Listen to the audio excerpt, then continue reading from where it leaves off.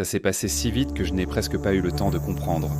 Un instant, j'étais allongé sur le canapé, scrollant sur mon téléphone comme n'importe quelle autre soirée, et l'instant d'après, tout est devenu noir. J'avais l'impression de glisser, comme si le sol s'était dérobé sous mes pieds. Quand j'ai rouvert les yeux, je n'étais plus dans mon salon. Je flottais au-dessus de mon corps, le regard fixé sur moi-même, affalé sur le canapé, mon téléphone toujours faiblement éclairé dans ma main. La peur m'a envahi. J'ai essayé de crier et de bouger, mais j'étais figé, piégé dans cet étrange vide sans poids. Et puis, une lumière, aveuglante, éclatante et différente de tout ce que j'avais jamais vu, a percé l'obscurité. Ce n'était pas juste de la lumière, c'était une force, et avec elle est venue une présence si intense que mon cœur menaçait d'exploser. Ce que j'ai vu ensuite m'a bouleversé. Ce n'était pas qu'une vision, c'était un avertissement. Un avertissement sur l'avenir du christianisme, un avenir qui pourrait déjà être en train de se réaliser sous nos yeux. S'il te plaît, reste avec moi pendant que je te raconte ce qui s'est passé et pourquoi je crois que tu es censé entendre cela. Cela pourrait bien changer ta façon de voir les choses. C'était juste un vendredi soir comme les autres, rien de spécial. J'avais fini mes devoirs plus tôt dans la journée et je n'avais rien prévu. Alors, comme d'habitude, j'ai attrapé mon téléphone et plongé dans l'infini des films. TikTok, Instagram, YouTube. Je ne pouvais pas m'arrêter. Les heures passaient en un clin d'œil. Une vidéo après l'autre me gardant accroché. Ce n'était pas comme si je n'avais rien d'autre à faire, mais ça, c'était juste plus facile. Honnêtement, c'était devenu une habitude. Je scrollais jusqu'à ce que mon esprit devienne rempli, comme si je pouvais tout ignorer. Une partie de moi savait que ce n'était pas ça. Parfois, je ressentais même une petite pointe de culpabilité, comme si je perdais du temps que je ne pourrais jamais récupérer. Mais je repoussais cette pensée et je continuais. Après tout, qu'est-ce que j'avais d'autre à faire? Ce soir-là n'était pas différent, du moins au début. Mes parents étaient déjà couchés, la maison était silencieuse. Mes frères et sœurs étaient dans leur chambre et j'étais seul avec juste la lumière de mon écran pour me tenir compagnie.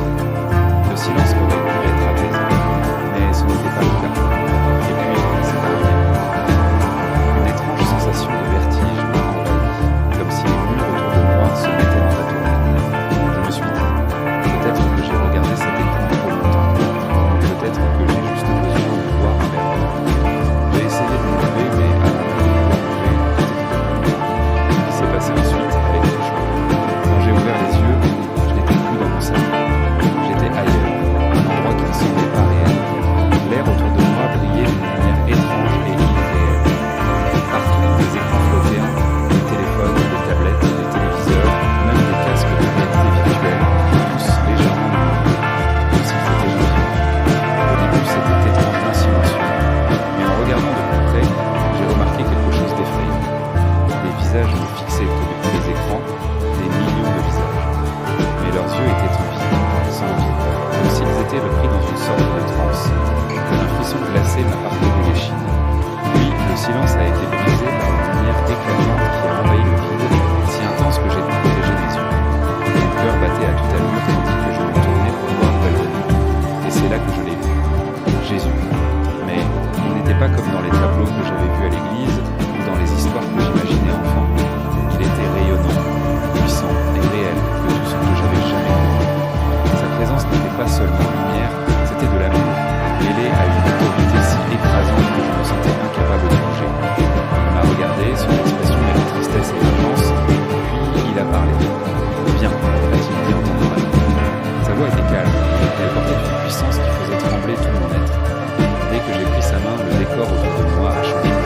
Les écrans, qui flottaient innocemment, pulsaient maintenant d'une énergie sombre. Les chaînes s'étiraient en tuyaux de chaque appareil, serpentant dans le vide pour s'attacher au vent. Ces chaînes me pénétrèrent pas ordinaires. Elles brillaient de mots sinistres gravés en elles. Envie, anxiété, orgueil, distraction, luxure. J'ai haleté, horrifié en réalisant ce que je voyais. Les chaînes ne faisaient à ne pas que retenir les gens. Elles les contrôlaient, les enserrant si étroitement que certains ne pouvaient presque plus bouger. Ils ne se rendent même pas compte qu'ils sont enchaînés. Je me la gorge nouée. Le visage de Jésus était empreint d'une profonde tristesse. Voici comment l'ennemi agit. Ces écrans ne sont pas seulement des outils. Ils sont devenus des armes, asservissant les cœurs, les esprits et les âmes. J'ai regardé de plus près, et c'est là que je l'ai vu. Les symboles du nom des chaînes n'étaient plus seulement sur les appareils. Ils commençaient à brûler dans les fronts et sur les mains des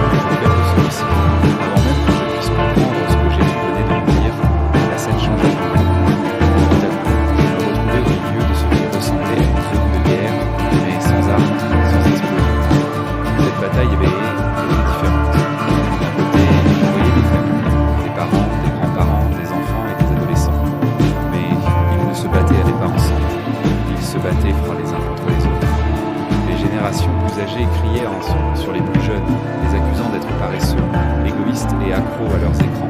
Les jeunes ripostaient, reprochant à leurs parents d'être responsables du chaos, de ne rien comprendre, d'avoir créé ces problèmes en premier lieu. Et dans l'ombre, je l'aperçus, l'ennemi. Il était là, observant, riant, se nourrissant du chaos, pendant que les familles se déchiraient. On aurait dit qu'il n'avait même pas besoin d'agir. Nous faisions son travail à sa place. La voix de Jésus traversa le bruit, empli de tristesse. Ils devraient être unis, dit-il. Mais l'ennemi les a montés les uns contre les autres. Les parents combattent leurs enfants au lieu de se battre pour eux. Les enfants méprisent leurs parents au lieu de les honorer. Il a semé la division là où il devrait y avoir de l'amour. Des larmes me brûlaient sous les yeux en regardant cette scène. Je me voyais, dans cette jeune génération, en train de me disputer avec mes parents pour des choses qui n'avaient pour moi pas d'importance. Je repensais à toutes les fois où j'avais ignoré leurs conseils, à tous ces moments où j'avais préféré mon téléphone à du temps avec eux. Que peuvent-ils faire ? Demandai-je, désespéré de trouver une réponse. Ils doivent prier, répondit Jésus. Ils doivent enseigner ma parole. Et ils doivent me montrer l'exemple en me cherchant avant, même au-delà de leur propre distraction. Pendant qu'il parlait, la scène changea une dernière fois. Je me retrouvais dans une église, mais elle ne ressemblait à aucune église que j'avais connue. Le sanctuaire était grand, mais la plupart ne faisaient pas attention. Certains scrollèrent sur leur téléphone en marchant. D'autres prenaient des selfies dans le salon. La voix du pasteur résonnait dans la salle avec l'ovation et l'ambiance, mais c'était comme si personne ne l'entendait. La lumière artificielle des écrans illuminait les bancs, éclipsant la chaleur et la présence de Dieu. Voici ma maison, dit Jésus, sa voix tremblant d'un mélange de colère et de tristesse. Mais elle est devenue un marché pour les distractions. Mon peuple ne me cherche plus de tout son cœur. Il cherche le divertissement, la validation et la facilité. Ces paroles me transpercèrent. Je me sentais honteux, pas seulement pour moi-même, mais pour tous. Combien de fois avais-je été distrait à l'église, à moitié attentif en vérifiant mon téléphone? Combien de fois avais-je laissé passer un moment pour réellement le chercher? Je me tournai vers Jésus, les larmes coulant sur mon visage. Que puis-je faire maintenant ? Demandai-je. Je ne suis qu'une seule personne. Je ne suis qu'un enfant. Il posa sa main sur mon épaule, et pour la première fois, je ressentis le poids de son amour et de la confiance qu'il avait en moi. Tu es bien plus que ce que tu crois attendre. Dit-il, tu es mon messager. Préviens-les, pas seulement ta génération, mais toutes les générations. Dis-leur ce que tu as vu. Le temps presse. Ces paroles s'installèrent dans mon cœur comme un feu. Je ne savais pas comment je les allais prendre. Je savais que je ne pouvais pas rester silencieux. Ce n'était pas juste une vision, c'était une mission. Je me suis réveillé en reprenant mon souffle, le cœur battant comme si je venais de courir un marathon. Le salon est devenu un focus. Le canapé, la lumière douce de la lampe, le silence de la nuit. Mon téléphone était toujours dans ma main, mais quelque chose avait changé. Ce n'était plus juste un appareil, qui semblait lourd, presque sinistre, comme si je tenais un morceau d'échelle que je venais de voir. Les larmes ont commencé à couler sur mon visage. Je ne pouvais pas ignorer le poids de ce que je venais de vivre. Cette vision n'était pas seulement pour moi, c'était un avertissement pour nous tous. J'ai laissé tomber mon téléphone par terre et je suis tombé à genoux, priant à Dieu comme je ne l'avais jamais fait auparavant. J'ai prié pour ma famille, mes amis, ma génération, et même pour les gens que je ne connaissais pas, mais qui étaient pris dans les mêmes pièges que je n'avais pas vus si longtemps. Le lendemain matin, je savais que les choses devaient en changer. Les distractions, les heures passées à scroller, les excuses, tout ça ne pouvait plus passer en priorité. Les paroles de Jésus résonnaient dans mon cœur, tu es des bons messagers. Et même si je ne me sentais pas prêt, je savais que je ne pouvais pas rester silencieux. J'ai commencé par de petites étapes, poser mon téléphone plus souvent, passer du temps à la prière et lire sa parole. J'ai commencé à parler à ma famille de ce que j'avais vu, des chaînes et de la façon dont nous avions laissé l'ennemi s'immiscer dans nos vies, sans même nous en rendre compte. Ce n'était pas facile. Certaines personnes m'écoutaient, d'autres non. Mais j'ai continué parce que je savais que ce message ne m'appartenait pas. Et maintenant, je suis ici à le partager avec toi. Je sais que ça peut paraître extrême ou difficile à croire. Mais si cette histoire te touche, ne l'ignore pas. Regarde autour de toi, ta propre vie, ta famille, la manière dont nous sommes tous tellement pris dans des choses qui n'ont pas d'importance. Et pour tes proches, pour les gens dans ta vie, qui pourraient peut-être pris au piège sans même le savoir.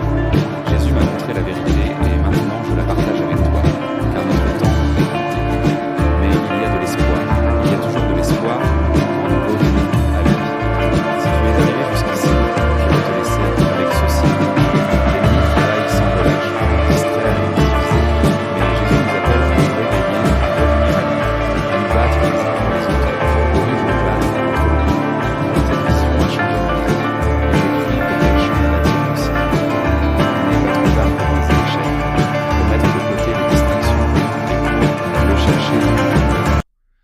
Le choix nous appartient, et j'espère que nous choisirons Jésus.